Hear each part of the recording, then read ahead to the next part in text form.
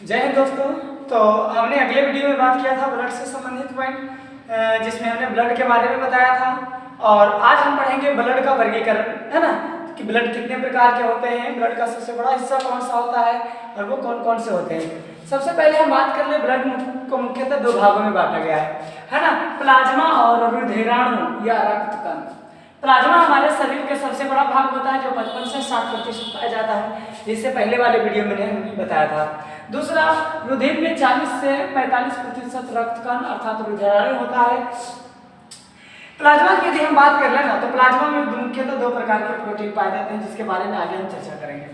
रुधिराणु को मुख्यतः 3 भागों में बांटा गया है। रक्त कण को मुख्यतः 3 भागों में बांटा गया है, RBC, WBC and platelets. RBC, WBC और प्लेटलेट्स, है ना। आरबीसी को हम लाल रक्त कणिका कहते हैं, डब्ल्यूबीसी को श्वेत रक्त कणिका कहते हैं तथा प्लेटलेट्स को हम डिम्बाणु कहते हैं, है ना। अब हम बारी से इन तीनों रक्त के बारे में हम आगे जानेंगे। उससे पहले हम जानेंगे प्लाज्मा।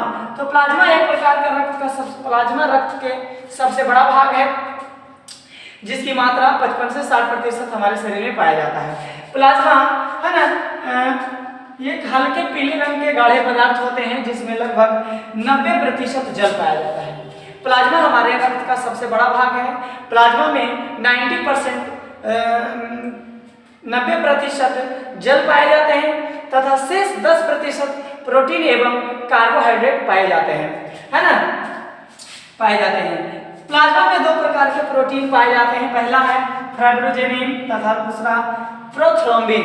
ये 2 प्रकार के प्लाज्मा में प्रोटीन पाए जाते हैं। और कोरोना के समय में प्लाज्मा थेरेपी का काफी वर्चस्व रहा, काफी चर्चा में रहा, तो ये काफी हमारे शरीर के महत्वपूर्ण अंग है।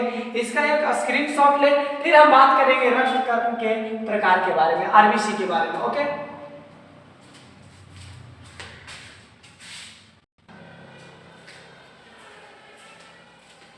आशा करता हूं यहां तक आप समझ होंगे। हम बात करते हैं आरबीसी के बारे में। देखिए, आरबीसी को रेड ब्लड कॉर्पस्कल्स कहते हैं। आरबीसी में रक्त में 90% आरबीसी पाया जाता है। रक्त में 90% आरबीसी पाया जाता है और रक्त में लगभग, है ना, 5 मिलियन अर्थात पूरे ब्लड में, हमारे शरीर में 5 मिलियन आरबीसी होता है। आरबीसी का दूसरा नाम इरिथ्रोसाइट होता है। आरबीसी का दूसरा नाम इरिथ्रोसाइट होता है, जिसका निर्माण अस्थि मज्जा या बोन मैरो में होता है। इससे पहले हमने आपको पहले भी बताया था कि बोन मैरो मटन वगैरह होता है, उसके क्या कह सकते हैं, अस्थि के अंदर होल होता है, उसी होल को हम अस्थि मज्जा कहते हैं और उसी होल में आरबीसी का निर्माण होता है। आरबीसी का निर्माण, आरबीसी की यदि हम बात करें ना, तो अस्थि मज्जा में, जबकि भ्रूण अवस्था में यकृत में होता है। आरबीसी का लाइफ टाइम अर्थात जीवन काल 120 दिन होता है। 120 दिन के बाद पुनः आरबीसी खत्म हो जाते हैं और नए आरबीसी का निर्माण हो जाता है। आरबीसी का कब्रगाह प्लीहा को कहा जाता है, क्योंकि प्लीहा में ही आरबीसी जाके जो खराब होते हैं वो नष्ट होकर यहीं पे खत्म हो जाता है। और, है ना, प्लीहा में ही या तिल्ली या प्लीहे में जाके हमारे आरबीसी स्टोरेज रहता है, जमा रहता है, इसलिए इसे कहा जाता है। आरबीसी में हीमोग्लोबिन प्रोटीन पाया जाता है और इसी हीमोग्लोबिन प्रोटीन के कारण आरबीसी का रंग लाल होता है। आरबीसी में आयरन नामक खनिज पाए जाते हैं और आयरन नामक खनिज की कमी से हमारे शरीर में एनीमिया नामक रोग हो जाता है। इससे पहले भी हम आपको बताए थे। आरबीसी का निर्माण अस्थि मज्जा में और इसका लाइफ टाइम 120 दिन होता है। तो ये कुछ आरबीसी से संबंधित बातें हैं, जिसे आप नोट कर लेंगे, है ना। और हाँ, जितने भी पॉइंट्स हैं, इन सभी पॉइंटों को आप नोट करते जाएं ताकि आपको बेहतर समझ में आए। ओके, फिर हम अगला बात करते हैं डब्ल्यूबीसी के बारे में। आप यहाँ तक लिख सकते हैं या स्क्रीनशॉट ले सकते हैं। ओके,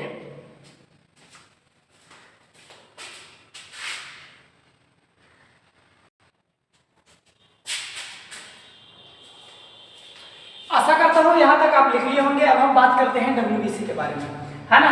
श्वेत रक्त कणिका या व्हाइट ब्लड कॉर्पस्कल्स। श्वेत रक्त कणिका को हम ल्यूकोसाइट भी कहते हैं। श्वेत रक्त कणिका को ल्यूकोसाइट कहा जाता है। रक्त में इसकी संख्या लगभग 8000 से 10000 तक की होती है। इसका निर्माण, है ना, अस्थिमज्जा में ही होता है। डब्ल्यूबीसी का भी निर्माण अस्थिमज्जा में ही होता है, जिसका जीवन काल 1 से 4 दिन होता है, यानी 1 से 4 दिन इसका लाइफ टाइम होता है। डब्ल्यूबीसी में केंद्रक पाए जाते हैं, जबकि आरबीसी में केंद्रक नहीं पाए जाते हैं। आरबीसी में केंद्रक नहीं होते हैं, जबकि डब्ल्यूबीसी में केंद्रक पाए जाते हैं। यदि हम इसकी बात करें ना, तो इसमें हीमोग्लोबिन प्रोटीन नहीं पाए जाते हैं, इसी कारण इसकी जो रंग है, इसका रंग है वो लाल सॉरी उजला होता है। डब्ल्यूबीसी में प्रोटीन हीमोग्लोबिन प्रोटीन नहीं पाए जाते हैं, जिसका रंग इसका उजला होता है या सफेद होता है। इसका लाइफ टाइम कितना होता है? 1 से 4 दिन होता है। डब्ल्यूबीसी का हम बात कर लें तो अभी बताया कि इसे हम ल्यूकोसाइट के नाम से भी जानते हैं। यह हमारे शरीर में संक्रमण को बचाता है। संक्रमण यदि चोट लग जाए तो यह हमारे शरीर में ब्लड को थक्का बनाने के थक्का नहीं बनाता, इसके प्लेटलेट्स बनाता है, उसके बारे में बात करेंगे, है ना। ब्लड से हमारे संक्रमण को रोकता है। यदि हमारे शरीर में कोई बैक्टीरिया प्रवेश कर जाए तो उन्हें मारने का भी काम करता है। डब्ल्यूबीसी की बात कर ले तो मुख्यतः 5 प्रकार के होते हैं। कौन कौन से 5 प्रकार होते हैं जी? पहला इयोसिनोफिल होता है, दूसरा बेसोफिल, तीसरा न्यूट्रोफिल, उसके बाद मोनोसाइट तथा लिम्फोसाइट। ये कुल मिला के 5 प्रकार के डब्ल्यूबीसी होते हैं। फिर से बात करते हैं, eosinophil, basophil, neutrophil, monocyte and lymphocyte, ये 5 प्रकार के डब्ल्यूबीसी होते हैं, जिसके अलग अलग कार्य हैं ना।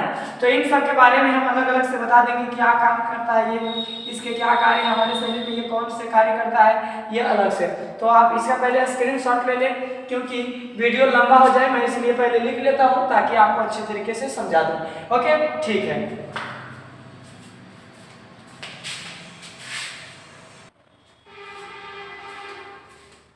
ओके, मैं आशा करता हूँ यहाँ तक आप समझ गए होंगे। बात करते हैं इन डब्ल्यूबीसी के प्रकार के कार्य।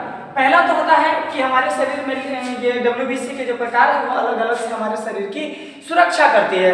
किसी न किसी रूप से हमारे शरीर को ये हमेशा बचाता है।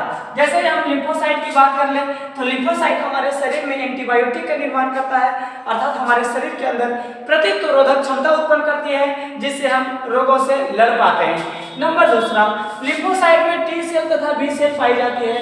टी कोशिका और बी कोशिका पाई जाती है, जो जीवाणुओं को नष्ट करने का काम करता है। मोनोसाइट हमारे शरीर के सबसे बड़ा भाग है। मोनोसाइट हमारे शरीर के सबसे बड़ा भाग है, जबकि इसमें एक बेसोफिल होता है। बेसोफिल जो है हमारे शरीर में जब जीवाणु अंदर आ जाता है तब उसे उसका भक्षण कर खा जाता है, अर्थात उसे नष्ट कर देता है। डब्ल्यूबीसी के कमी से हमारे शरीर में ल्यूकोपीनिया नामक रोग हो जाता है, जो कि आप इसे नोट कर लेंगे। ओके, तो इस प्रकार से हम डब्ल्यूबीसी के बारे में बता दिए। अब हम बात करेंगे प्लेटलेट्स के बारे में, तो इस वीडियो में पूरा आ जाएगा, तो आप इस वीडियो को बिना स्किप किए हुए देखते रहें। और हाँ, हमें लाइक और सब्सक्राइब कर दें, साथ में कमेंट भी करना ना भूलेंगे, क्योंकि कमेंट करने से हमें मोटिवेशन मिलता है और हम उत्साहित होकर और नए नए वीडियो लेकर आते हैं, है ना, आएंगे। तो मैं आशा करता हूँ यहाँ तक आप लिख लिए होंगे या इसका आप स्क्रीनशॉट ले लें।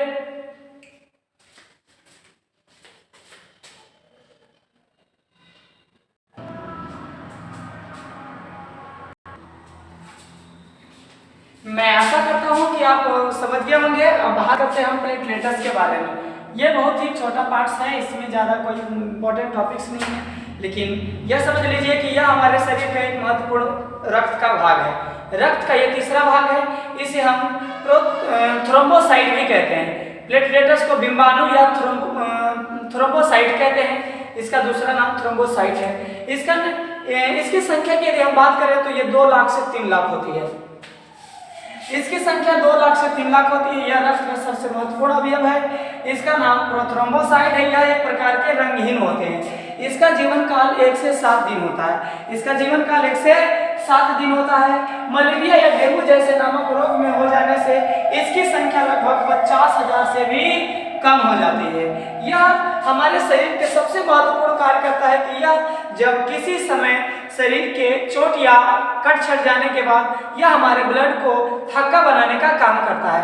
ब्लडों को थक्का बनाना या ब्लडों को जमाना ही क्या कहलाता है? ब्लड का थक्का कहते हैं, और यह थक्का हमारे प्लेटलेट्स करता है। तो सबसे इंपॉर्टेंट पॉइंट बहुत सारे बड़े बड़े एग्जाम में भी पूछे गए कि रक्त के कौन से अवयव रक्त को थक्का बनाने में मदद करता है, तो वो है प्लेटलेट्स। प्लेटलेट्स ही हमारे शरीर में रक्त को थक्का बनाने में मदद करता है। तो आई होप आप समझ गए होंगे। बहुत ही इंपॉर्टेंट वीडियो है, आप इसे देखिए और बहुत सारे इंपॉर्टेंट बातें आपको इसके जानकारी मिल जाएगा। तो मैं आशा करता हूँ कि आप समझ गए होंगे। ठीक है।